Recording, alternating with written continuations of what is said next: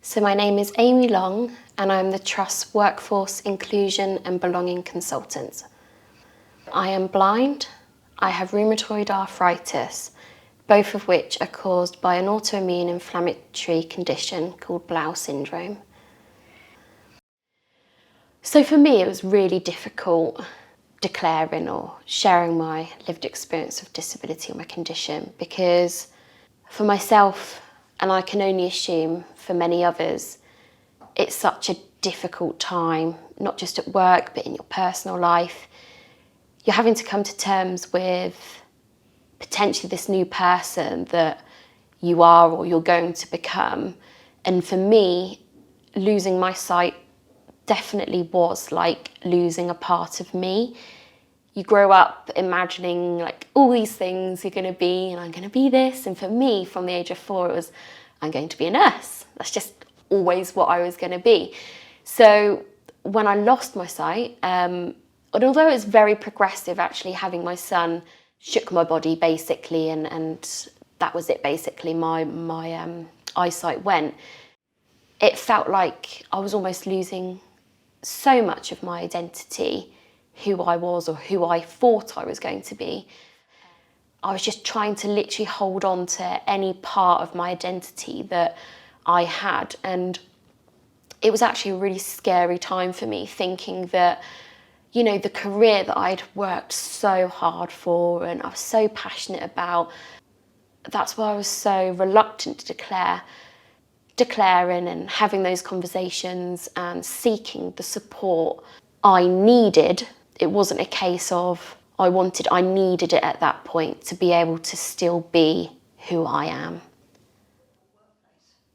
So like most people with a disability or long-term condition, every day is completely different for me. Some days I wake up with extremely painful joints. I normally suffer with chronic headaches, which again, I normally wake up with, and they tend to hopefully go by midday or by the end of the day. And then obviously the big one for me is having lost my sight, having to adapt so that I can carry out my normal daily activities. Mobility being the biggest one in terms of remaining independent.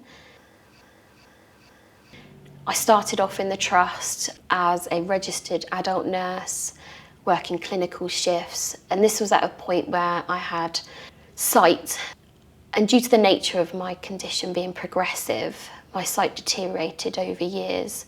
So it meant that I had to adjust as time went on, and then also receive adjustments as well.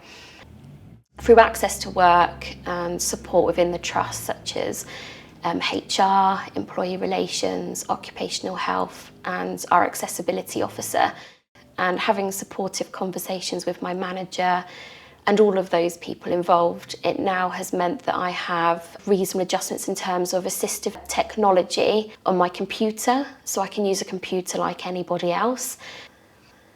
And I also have funding in terms of being able to have a support worker, so I can mobilise around the Trust like anybody else, and their main role is to obviously maintain my safety. I also, through access to work, have funding so that I'm actually able to get to work as well.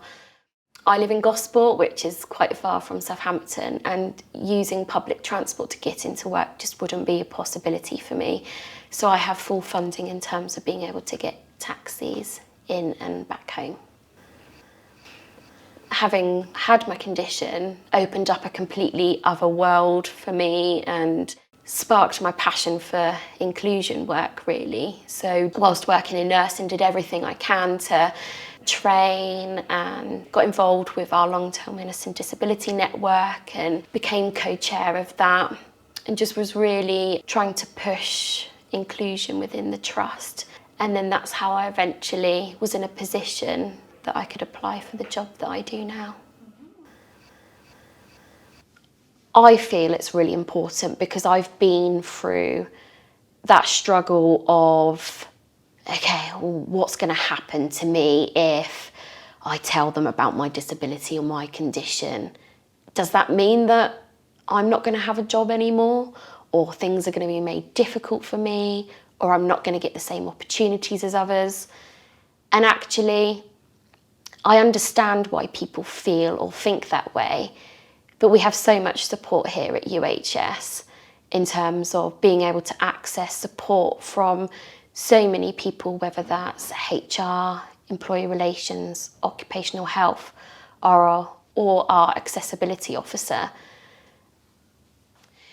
So by sharing your lived experience, it not only has benefits for yourself in being able to be who you are, but also it enables others to understand truly what day-to-day life is like for you, and actually how they can continue to support others and lead to an inclusive culture here at UHS.